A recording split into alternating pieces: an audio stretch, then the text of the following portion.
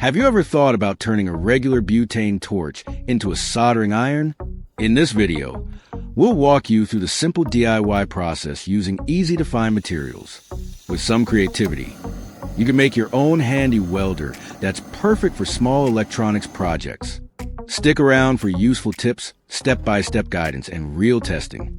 And don't forget to like, subscribe, and hit the notification bell for more fun DIY ideas.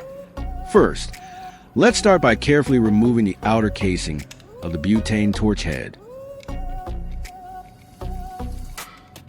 This step will give us access to the internal parts, making it easier to modify and attach the components we need. Be gentle while taking it apart to avoid damaging the nozzle or the fuel system. As we remove the parts, it's a good idea to keep a small cup nearby to collect all the screws. This way, they won't get lost during the process, and everything will be neatly organized for reassembly later.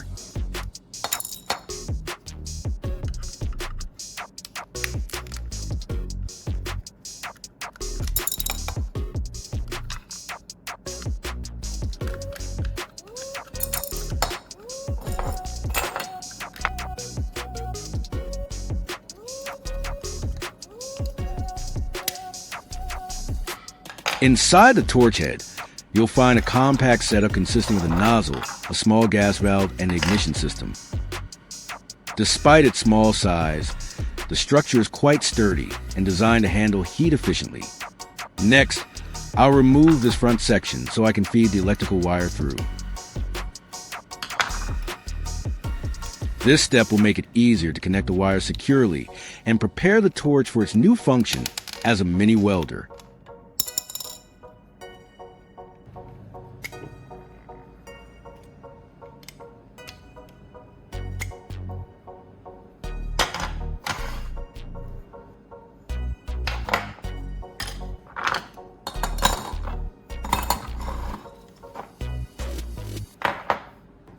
Here, I'll use a small copper tube. It's just the right size to serve as a holder for the welding tip, keeping it steady and well aligned during use. Now, I'm going to redesign this part, adjusting the setup so it fits better and works more efficiently for our mini welding tool. I'll cut a small piece, about 4 centimeters long, to use for this part of the build.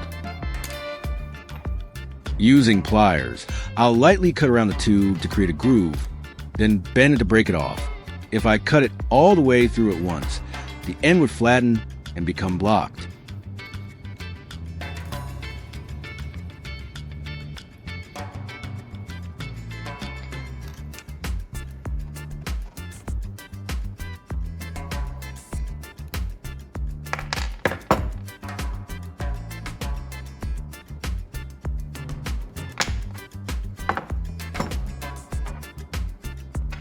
Now I need to attach the copper tube to the torch head, but it seems slightly too large. So I'll grind it down a little to make sure it fits snugly.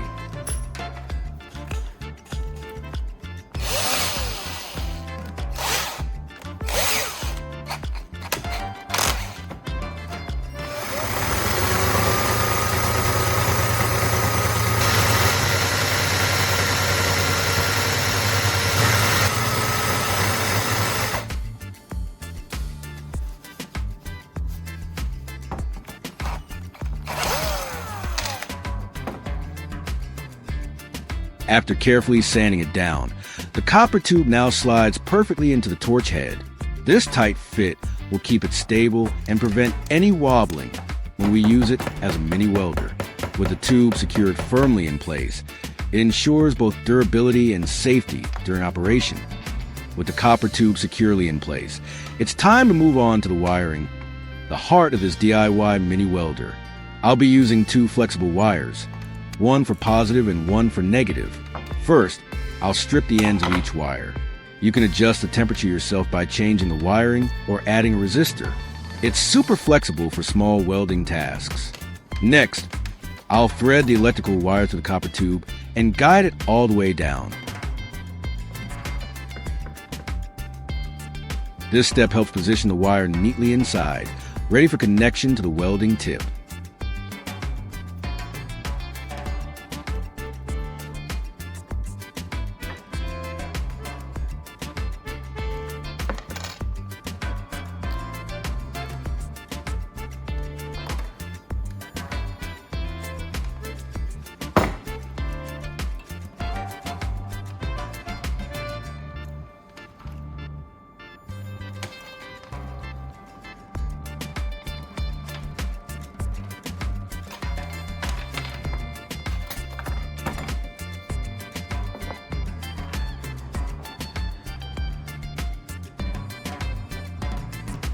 Next, I'll solder some tin onto the tip of the wire to make it slightly larger. This will improve contact and allow electricity to flow more effectively to the welding tip.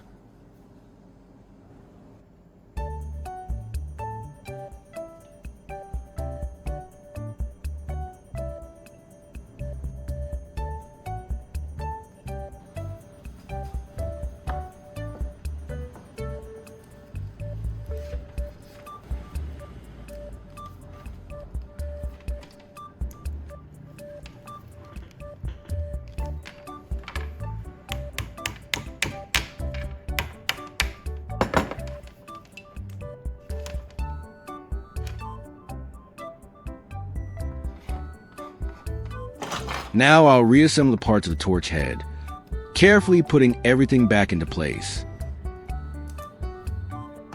This step ensures the copper tube and wire stay firmly secured, while keeping the original structure intact for safe use.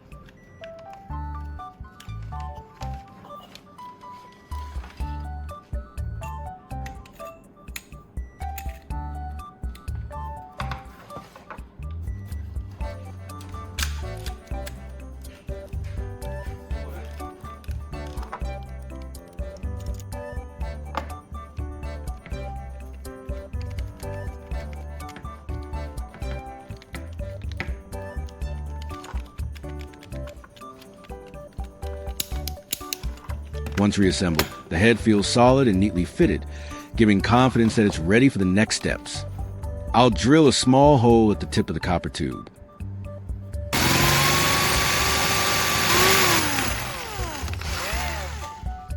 I'll place a small screw here, so that when I insert the welding tip, I can tighten the screw to hold it firmly in place. This will keep the tip steady and prevent it from slipping during use.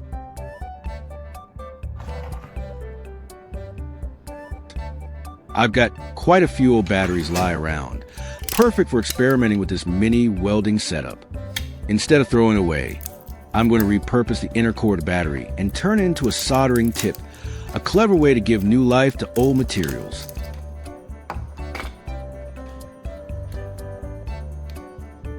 I'll carefully extract the inner core from one of these old batteries. This core is usually made from conductive metal, and its size makes it perfect for precise soldering tasks. When doing this, it's important to be cautious, avoid touching any leaky material, and always work in a well-ventilated area.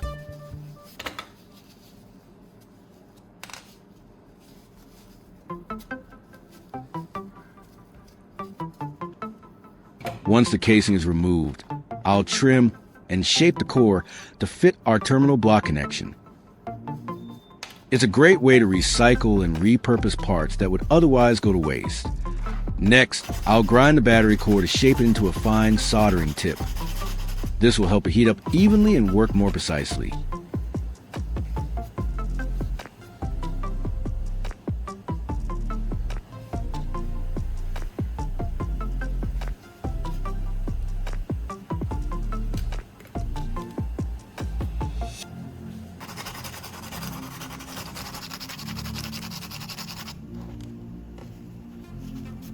Now that it's been ground to the right shape, the core fits snugly into the copper tube. And just like that, we've turned it into a working welding tip. Now I'll insert the battery core into the copper tube, making sure it fits tightly.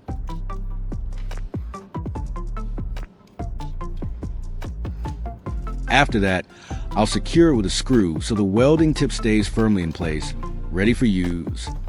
Once tightened, it feels solid and stable, giving confidence that the tip won't move during welding. To complete the wiring, I'll attach an alligator clip to the other end. It makes the connection quick, secure, and easy to detach when needed. I'll add another wire to connect from the negative terminal. This will complete the circuit and allow current to flow properly through the soldering tip. For this wire, I'll attach alligator clips to both ends. That way, it's easy to connect and disconnect from both the power source and the device. The alligator clips act as flexible terminals.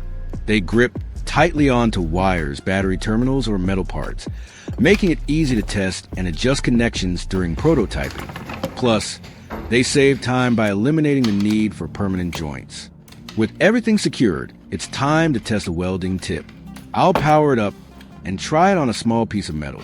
For the power source, I'll be using a standard motorcycle battery. It's a 12V lead-acid battery, powerful enough to heat up the soldering tip and stable for small electronics work. This type of battery is easy to find, rechargeable, and delivers consistent current, which makes it perfect for our DIY soldering project. Now it's time to put our DIY soldering tool to the test.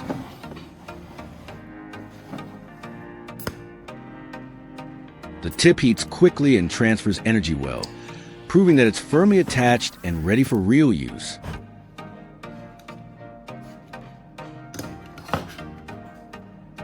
For the test, I'll weld a small screw onto a utility knife blade.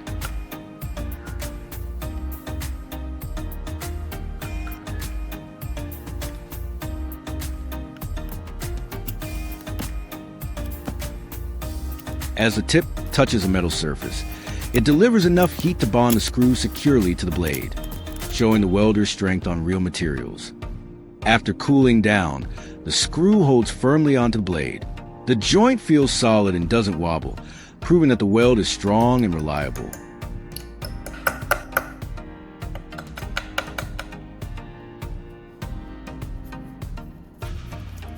I'll begin by trying to solder onto this razor blade, which is thin and metallic, making it a good challenge for the tool.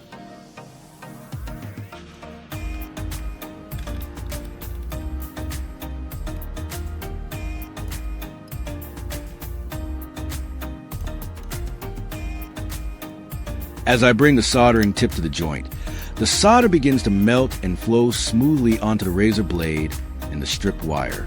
The tin spreads evenly, bonding the wire to the metal surface in a single, shiny solder joint.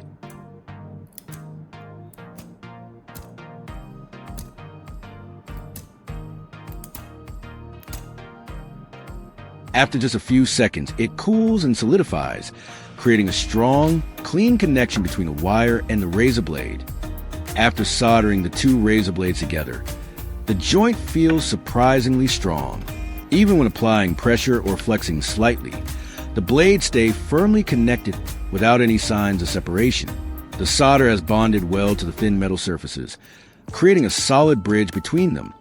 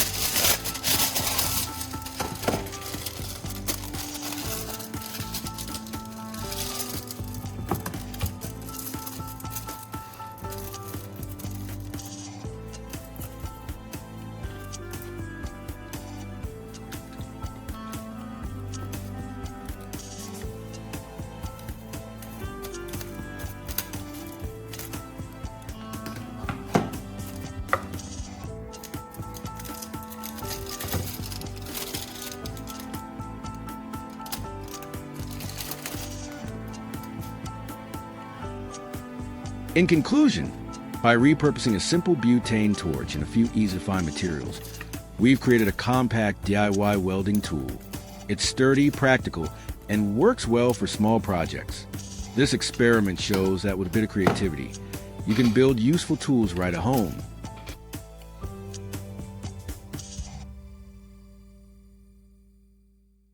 Today I'm going to share how to turn an old spade bit into a welding tool. The once sharp edges have become rounded and dull, and the central point has lost its defined shape. Instead of cutting smoothly into the wood, it now slips and leaves burn marks or shallow scratches on the surface.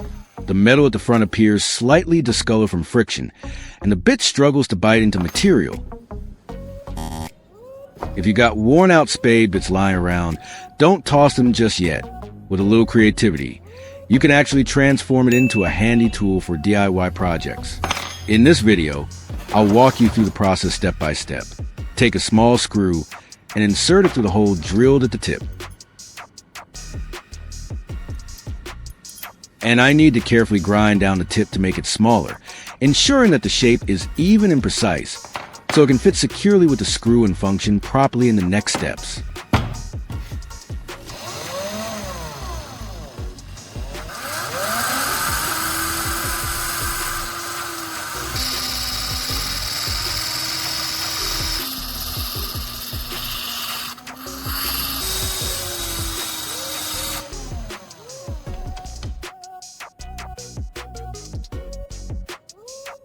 After finishing the grinding process, I will now need a piece of electrical wire to continue with the next step.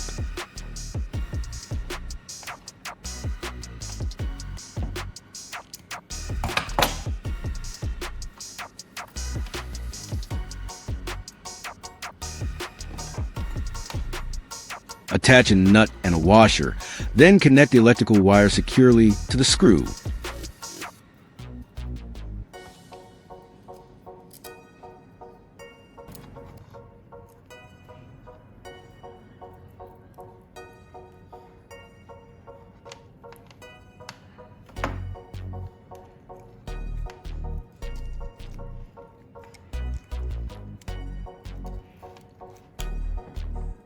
And then attach it firmly to the tip of the spade bit.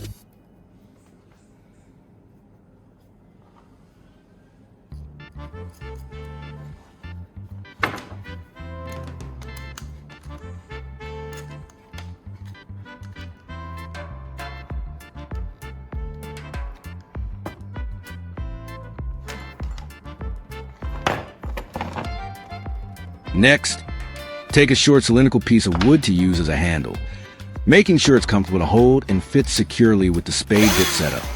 Drill a hole for the top of the wooden piece, going across its body so that the tip of the spade bit can be inserted through it.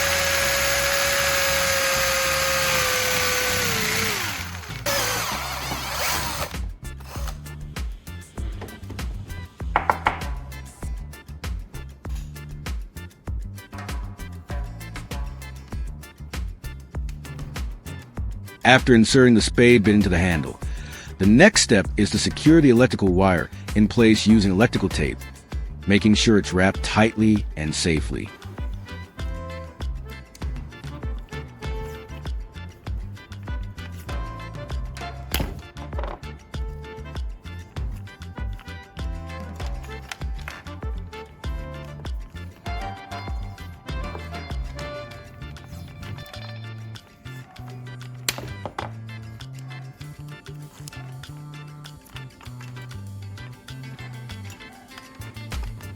After that, fix the spade bit firmly in place using super glue to ensure it stays stable during use.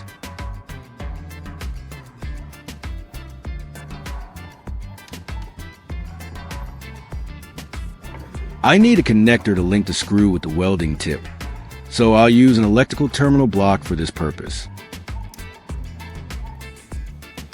The terminal block serves as a secure connector, allowing the screw and the welding tip to be joined tightly together. It ensures good electrical contact, prevents loose connections, and provides extra stability so the current can flow smoothly to the welding tip without interruption.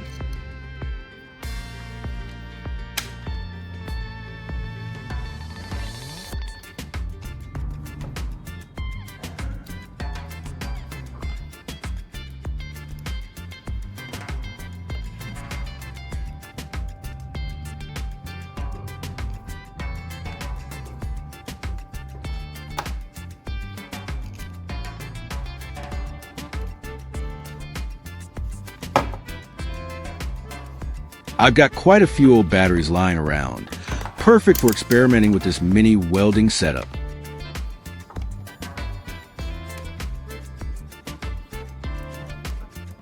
Instead of throwing away, I'm going to repurpose the inner core of the battery and turn it into a soldering tip, a clever way to give new life to old materials.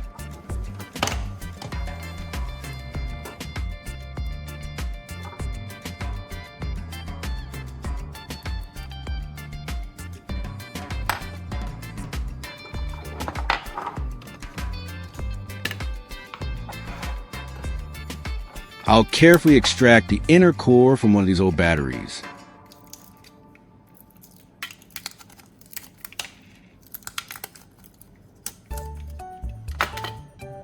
This core is usually made from conductive metal, and its size makes it perfect for precise soldering tasks.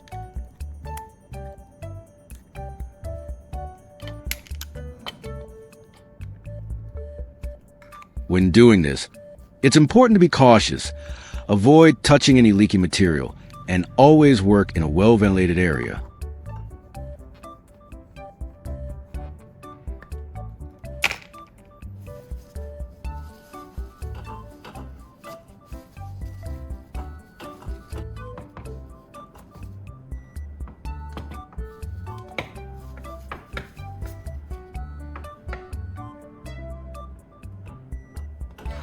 Once the casing is removed, I'll trim and shape the core to fit our terminal block connection. It's a great way to recycle and repurpose parts that would otherwise go to waste.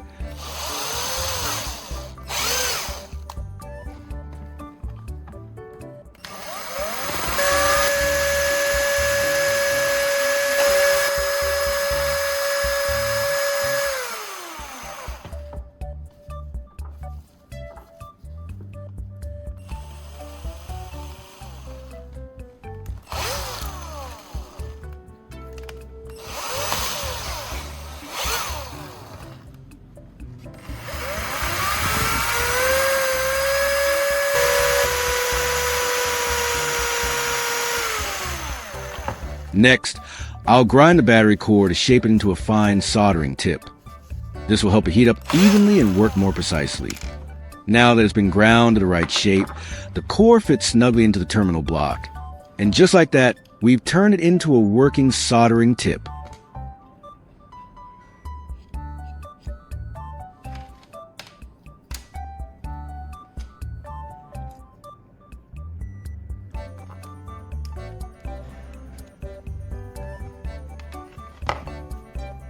To complete the wiring, I'll attach an alligator clip to the other end. It makes the connection quick, secure, and easy to detach when needed. This will complete the circuit and allow current to flow properly through the soldering tip. That way, it's easy to connect and disconnect from both the power source and the device. The alligator clips act as flexible terminals. They grip tightly onto wires, battery terminals, or metal parts, making it easy to test and adjust connections during prototyping. I'll add another wire to connect from a negative terminal. To this wire, I'll attach alligator clips to both ends. For the power source, I'll be using a standard motorcycle battery. It's a 12V lead acid battery, powerful enough to heat up the soldering tip and stable for small electronics work. This type of battery is easy to find, rechargeable, and delivers consistent current, which makes it perfect for our DIY soldering project.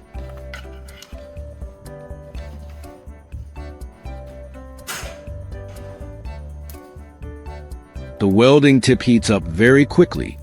Within just a few seconds, it starts glowing hot and is able to scorch or melt the surface of the metal. The rapid rise in temperature shows that the connection is strong and the current is flowing efficiently.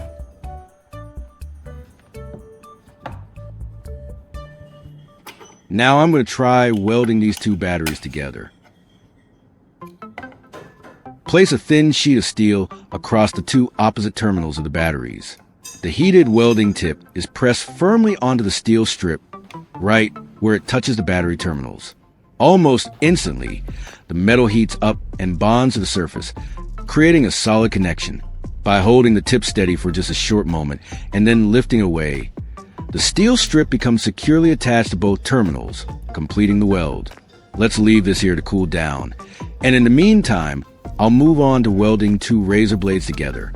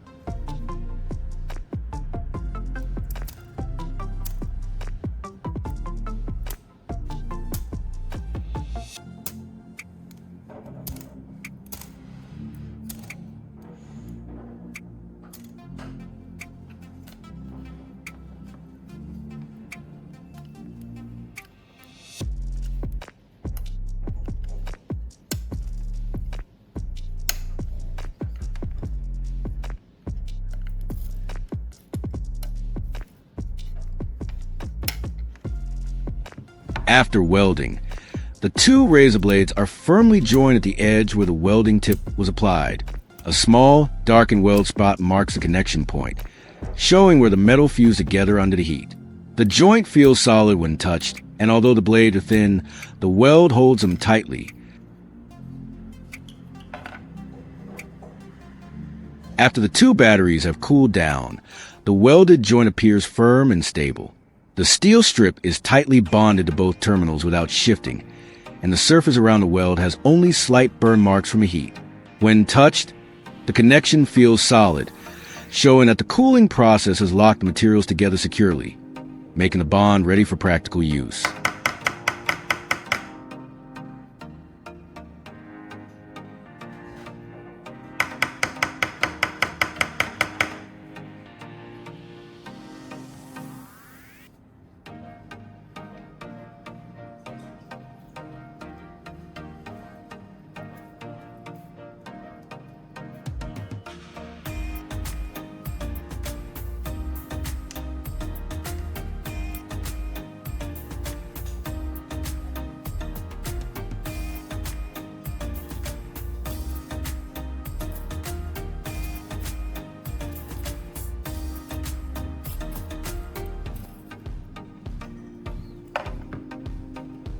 Proving that the tool can bond even delicate pieces of metal. When moving on to welding the electrical wire joint, the exposed ends of the wires are first twisted together to ensure good contact. Then, the heated welding tip is applied directly onto the twisted section. Almost immediately, the metal strands begin to fuse, darkening slightly under the heat. After a brief moment, the wires bond firmly into a single solid joint, creating a stable and conductive connection that won't easily come loose.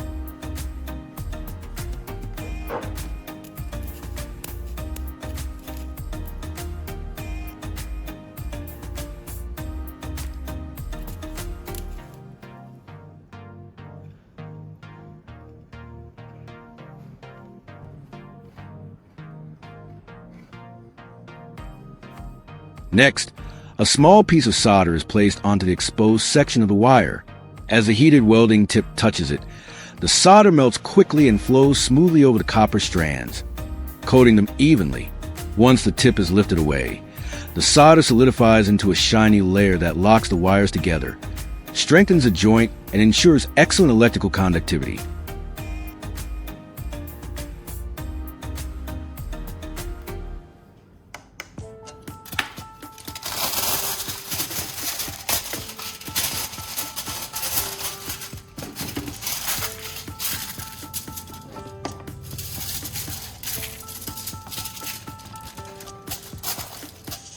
In summary, starting from an old spade bit, we were able to transform it into a simple yet effective DIY welding tool. Through each step, grinding, attaching the screw and wire, adding the handle, and connecting the power, we created a device capable of welding small metal pieces, joining razor blades, fusing wires, and even attaching a steel strip to batteries, although this is a homemade setup. The results prove that with creativity and resourcefulness, discarded tools can be given new life and serve unexpected purposes.